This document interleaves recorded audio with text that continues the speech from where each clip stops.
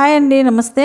Welcome back to Hema చిట్టి. ఈరోజు మనము సొరకాయ బజ్జీలు ఎలా తయారు చేయాలో చూద్దాం. వీడియో అయితే పూర్తిగా చూడండి. నేను చెప్పే చిట్కాలన్నీ ఫాలో చేశారంటే సూపర్గా ఉంటాయి.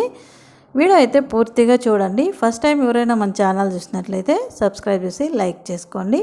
ముందుగా ఒక గిన్నెలోకి నీళ్లు తీసుకొని ఉప్పు కొద్దిగా వేసి పక్కకు పెట్టేయండి. ఇప్పుడు సొరకాయ గింజలు లేకుండా లేతగా ఉండే సొరకాయ తీసుకొని కొన కొంచెం మందంగా ఉంటుంది. ఇది కట్ చేసి పక్కకు పెట్టేద్దాం. నేను కొద్దిగా తొక్క తీసి కొద్దిగా తొక్క తీయకుండా చూపిస్తాను. ఇలా స్లైసెస్గా చేసుకోవాలన్నమాట. ఇదైతే తొక్క తీయలేదండి, నేను అలాగే కట్ చేసేసాను అనమాట. ఇలా కట్ చేసి ఉప్పు నీళ్ళల్లో వేసుకున్నామంటే టేస్ట్ చాలా బాగుంటుంది. ఈ పీసెస్కి అంతా ఉప్పు పడుతుంది కదా, తినడానికి చప్పగా ఉండదన్నమాట. ఇందులో తేమాంశం చాలా ఉంటుంది, అందువల్ల ఉప్పులో వేసేసామంటే టేస్ట్ చాలా బాగుంటుంది. ఇలాగే అన్నీ ఇలా రౌండ్స్గా కట్ చేసి వేసేసుకుందాం. మొదలైతే పడేసేయాలన్నమాట. అంతే అండి. ఒక్కసారి కలిపి పక్కకు పెట్టేద్దాం. ఇప్పుడు ఒక బౌల్ తీసుకొని శనగపిండి నేను ఒక కప్పు తీసుకున్నానండి.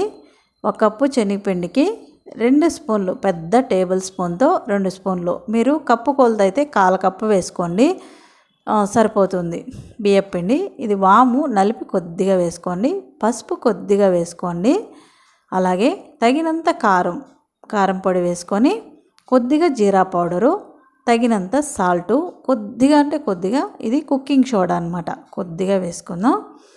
ఇది వచ్చి కస్తూరి మెంతి కొద్దిగా నలిపి వేసుకుందాం, టేస్ట్ చాలా బాగుంటుంది. ఇవన్నీ వేసి ఈ ఉండలు లేకుండా పొడి పిండి బాగా కలిపి కొద్దిగా నీళ్ళు వేసి మనము కలుపుకుందాం. ఒకేసారి నీళ్ళు వేసేయద్దండి, కొద్దిగా వేసి కలుపుకున్నామంటే మనకు కరెక్ట్గా వస్తుందన్నమాట కోటింగు. లేకపోతే లూజ్ అయిపోయిందంటే కోటింగ్ బాగుండదు. చూడండి, ఇలా వస్తే సరిపోతుంది. పిండి మనం ఎంత బాగా కలిపామంటే అంత బాగా బజ్జీలు వస్తాయి అన్నమాట, చాలా బాగా వస్తాయి. ఇలా బాగా కలిపి ఒక 15 నిమిషాలు పక్కకు పెట్టేయండి. పక్కకు పెట్టేసి స్టవ్ మీద ఆయిల్ పెట్టండి.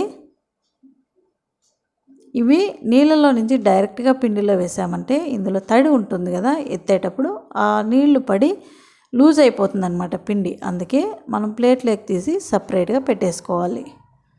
ఇలా పెట్టేసుకొని ఇప్పుడు స్టవ్ మీద ఆయిల్ వేడెక్కింది. ఇప్పుడు మనం ఒక్కొక్క పీసుగా తీసుకొని చూడండి ఇలా ముంచి ఆయిల్లో వేసేద్దాం. ఒక్కొక్కటిగా ఆయిల్లో వేసుకుందాం. మనము ఈ పెనంలో బాండిల్లో ఎంత ఆయిల్ ఉందో, ఎన్ని పడతాయో అంతా వేసుకుందాం. అంతే అండి. ఇలా ఒక్కొక్కటిగా వేసుకొని తిరిగేసి వెంటనే ఎత్తేయండి. ఎందుకంటే ఏ బజ్జీ అయినా 2 సార్లు కాల్చాము అంటే టేస్ట్ చాలా బాగుంటుంది. అందువల్ల అంతే అండి, ఇంకెత్తేద్దాం. తిరగా రెండోసారి వేసుకుందాం.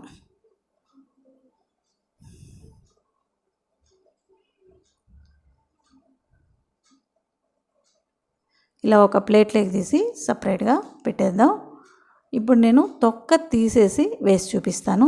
తొక్క తీసినా బాగుంటుంది, తీయకపోయినా బాగుంటుందండి. నాకైతే 2 బాగా నచ్చాయి.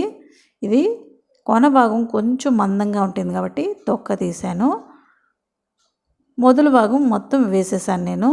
మీరు ఎలా అన్నా చేసుకోండి, టేస్ట్ అయితే అద్భుతంగా ఉంది. ఇది కూడా కొద్దిగా ఉప్పు నీళ్ళల్లో వేసేసి ఒక ప్లేట్లోకి తీసి పెట్టేసుకుందాం. ఇలా ప్లేట్లోకి తీసి పెట్టేసుకున్నామంటే కలిపిన పిండి లాస్ట్ బజ్జీ వరకు లూజ్ కాకుండా ఉంటుందన్నమాట. లేకపోతే మనం డైరెక్ట్గా నీళ్ళలో నుంచి ఎత్తేసామంటే అందులో వచ్చే నీళ్ళతో పిండి లూజ్ అయిపోతుంది. అందువల్ల ప్లేట్లోకి తీసి పెట్టేయాలన్నమాట. ఇలా ఒక్కటొక్కటిగా వేసుకొని 2 పక్కల తిరిగేసి కాల్చి తీసేసుకోవాలన్నమాట. అంటే వేసిన తక్షణమే వెంటనే తిరిగేసి తీసేయాలి. ఎందుకంటే మనం నెక్స్ట్ టైం తిరగా వేస్తామన్నమాట, రెండోసారి కూడా కాలుస్తాము. అందువల్ల అంతే, తీసేయడమే. తిరిగేసిన తక్షణం తీసేయండి. మనము మిరపకాయ బజ్జీ కన్నా అంటకాయ బజ్జీ కన్నా నాకైతే చాలా బాగా నచ్చింది. మీరు ఒకసారి ట్రై చేసి చూడండి, సూపర్గా ఉందండి. వల్లి కూడా శాంతమే సొరకాయ, చాలా బాగుంది. ఈ వాము వేసినాం కాబట్టి గ్యాస్ట్రిక్ కూడా అంతగా ఉండదు. ఇది సెకండ్ టైం అనమాట. మనం ఫస్ట్ వేసినవి సెకండ్ టైం వేసుకుంటా ఉన్నాం అనమాట. ఇలా 2 సార్లుగా కాల్చుకున్నామంటే క్రిస్పీగా వస్తాయి. బియ్యం పిండి అయితే ఖచ్చితంగా వేయండి, ఎందుకంటే సొరకాయలో నీరు శాతం ఎక్కువ ఉంటుంది. అందుకని బియ్యం పిండి వేసేదానివల్ల క్రిస్పీగా వస్తాయి అన్నమాట. 1 కప్పు పిండికి 1/4 కప్పు వేసేయండి, సరిపోతుంది. అంతే. ఇది వేడివేడిగా కాల్చుకొని ప్లేట్లోకి సర్వ్ చేసుకొని తింటే ఆహా సూపర్గా ఉందండి. ఇది చట్నీ కన్నా సాస్తో అద్భుతంగా ఉంది.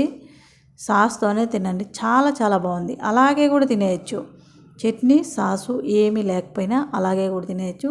చాలా బాగున్నాయి, నాకైతే సూపర్గా నచ్చినాయండి, భలే నచ్చాయి. మా ఇంట్లో అందరూ ఇష్టంగా తినేశారు. ఇవేమి ఇంత బాగున్నాయి అన్నారు. నేను చెప్పే వరకు అది సొరకాయ అని తెలియలేదన్నమాట వాళ్ళకి. ఇలా సాస్లో అద్దుకొని తింటే ఆహా సూపర్గా ఉందండి. ఈ వీడియో నచ్చింది అంటే లైక్ చేయండి, సబ్స్క్రైబ్ చేయండి. మంచి మంచి వీడియోలు వస్తాయండి, సబ్స్క్రైబ్ చేసి పెట్టుకోండి, ఫాలో చేయండి. వీడియో పూర్తిగా చూడండి, అప్పుడే మీకు అన్ని రెసిపీస్ అర్థమవుతాయి అన్నమాట. ప్లీజ్ అండి లైక్ చేయండి, మర్చిపోవద్దు. నేనైతే ఈ బజ్జీలన్నీ వేడివేడిగా తినేస్తాను, సూపర్గా ఉన్నాయి. Thank you.